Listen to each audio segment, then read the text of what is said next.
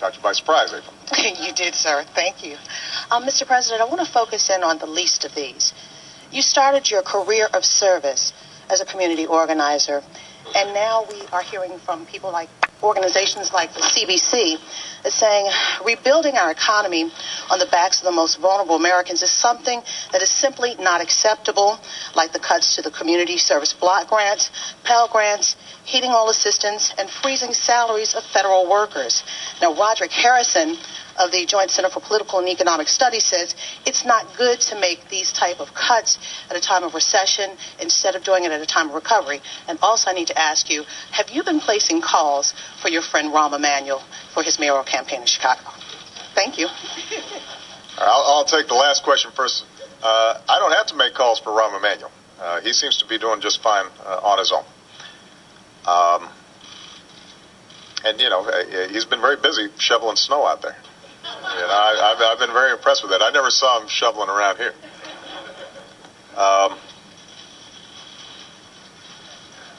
Let me use Pell Grants as an example of how we're approaching these difficult budget choices in a way that is sustainable but preserves our core commitment to expanding opportunity. When I came into office, I said I want to once again have America have the highest graduation rates, college graduation rates of any country in the world, that we had been slipping.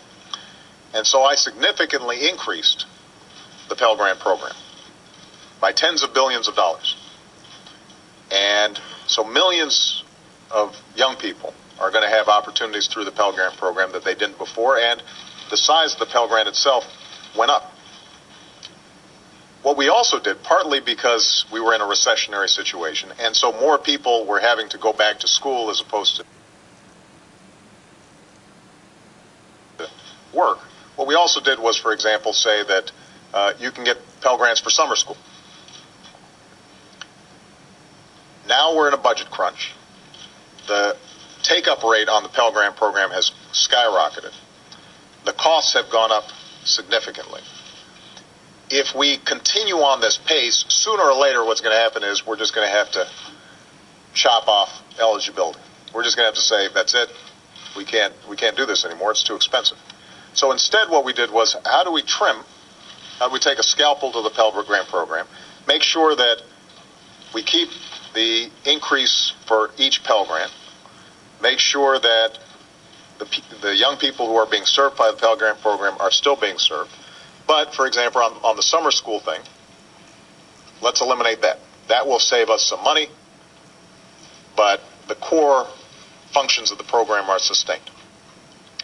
That's how we're approaching all of these cuts. On the LIHEAP program, the Home Heating Assistance Program, we doubled the Home Heating Assistance Program when I first came into office, in part because there was a huge energy spike. And so folks, if we had just kept it at the same level, folks would have been in real trouble. Energy prices have now gone down, but the costs of the program have stayed the same. So what we've said is, well, let's go back to a more sustainable level. If it turns out that, once again, you see a huge energy spike, then we can revisit it. But let's not just assume, because it's at a $5 billion level, that each year we're going to sustain it at a $5 billion level, regardless of what's happening on the energy front. Now, that doesn't mean that these aren't still tough cuts, because there are always more people who could use some help across the country than we have resources. And so it's still a tough decision, and I understand people's frustrations with some of these decisions. Having said that, my goal is to make sure that we're looking after the vulnerable, we're looking after the disabled, we're looking after our seniors, we're making sure that our education system is serving our kids so that they can compete in the 21st century. We're investing in the future and doing that in a way that's sustainable and that we're paying for it, as opposed to having these huge imbalances where there's some things that aren't working that we're paying a lot of money for.